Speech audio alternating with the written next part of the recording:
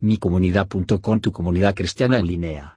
Bienvenidos y te invitamos a ser parte de esta tu comunidad donde el dueño es el divino Hacedor, sostenido por el Cristo de la Gloria y supervisado constantemente por el Espíritu Santo. micomunidad.com, que significa que somos el templo de Dios, 1 Corintios capítulo 3 versículo 16.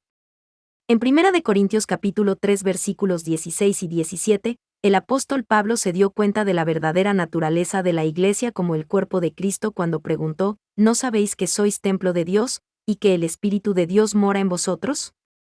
Si alguno destruyere el templo de Dios, Dios le destruirá a él, porque el templo de Dios, el cual sois vosotros, santo es.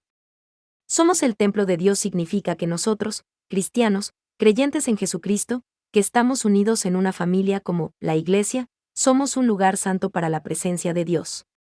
La palabra griega traducida como tú en los versículos 16 y 17 es plural.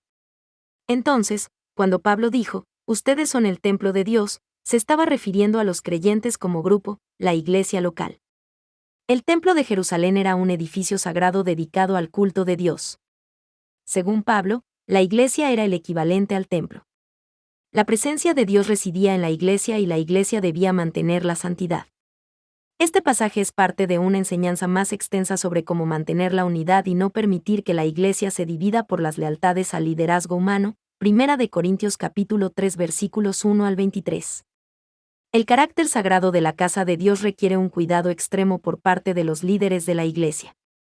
Los líderes corintios necesitaban salvaguardar la unidad del templo de Dios, y los creyentes debían evitar cualquier corrupción moral que pudiera contaminar el carácter sagrado del templo de Dios. Desde el comienzo de la humanidad, Dios ha deseado vivir y tener comunión con su pueblo. En el jardín del Edén, Dios caminó y habló con Adán en Eva en el fresco del día, Génesis capítulo 3 versículo 8. Cuando hizo su pacto con Israel, el Señor prometió, y pondré mi morada en medio de vosotros, y mi alma no os abominará, y andaré entre vosotros, y yo seré vuestro Dios, y vosotros seréis mi pueblo, Levítico capítulo 26 versículos 11 y 12. Mientras los israelitas vagaban por el desierto, Dios quería habitar un lugar con su pueblo, Éxodo capítulo 25 versículo 8. En ese momento, la gente vivía en tiendas portátiles, por lo que la presencia de Dios habitaba en la tienda del tabernáculo del desierto, Éxodo capítulo 27 versículo 21, capítulo 40 versículos 34 al 38. Su presencia fue la fuerza guía que le dijo a la gente cuándo quedarse quietos y cuándo levantar estacas y continuar su viaje, Éxodo capítulo 40 versículos 34 al 38. Más tarde, después de que el pueblo hebreo entró en la tierra prometida y vivió en viviendas fijas, Dios puso su nombre en un lugar, santificando el templo de Salomón como la santa morada del Señor, Primera de Reyes capítulo 8 versículos 10 y 11. En el Nuevo Testamento, la presencia de Dios se manifestó de una manera nueva, en la persona de Jesucristo, el Logos, que es el Verbo de Dios vivo, encarnado y eterno, Juan capítulo 1 versículos 1 al 4, versículos 14 al 18. El Logos tomó carne humana e hizo su hogar entre nosotros. A través de la vida y el ministerio de Jesucristo, Dios vivió entre su pueblo. Su nombre es Emmanuel, que significa Dios con nosotros, Isaías capítulo 7 versículo 14, Mateo capítulo 1 versículos 21 al 23. Jesucristo se convirtió en el nuevo templo terrenal de Dios, Juan capítulo 2 versículo 21. Porque en él habita corporalmente toda la plenitud de la deidad, dice Colosenses capítulo 2 versículo 9, ver también Colosenses capítulo 1 versículo 19. La imagen completa del Dios invisible se revela en Jesús nuestro Salvador, Colosenses capítulo 1 versículo 15. Sin embargo, Cristo es solo la entrega inicial de la presencia de Dios que mora en nosotros.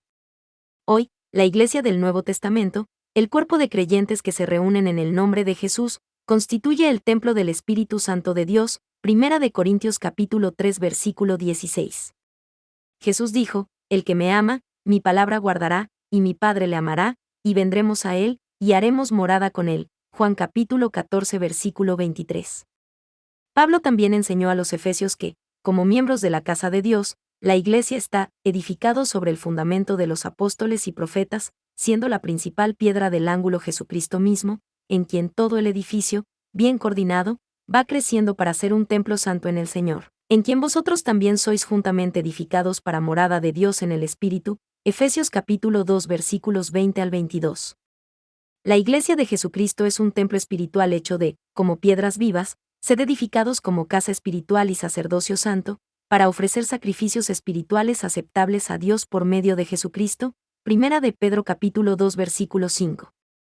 No solo la Iglesia como un todo o como el cuerpo local es la morada de la presencia de Dios, sino que los creyentes individuales también deben considerarse el templo del Espíritu Santo de Dios. Primera de Corintios capítulo 6 versículo 19, compare Segunda de Corintios capítulo 6 versículo 16. Por visitar micomunidad.com. Si te gustó esta información y fue de tu agrado, no olvides de compartirla y presionar like. Dios bendiga.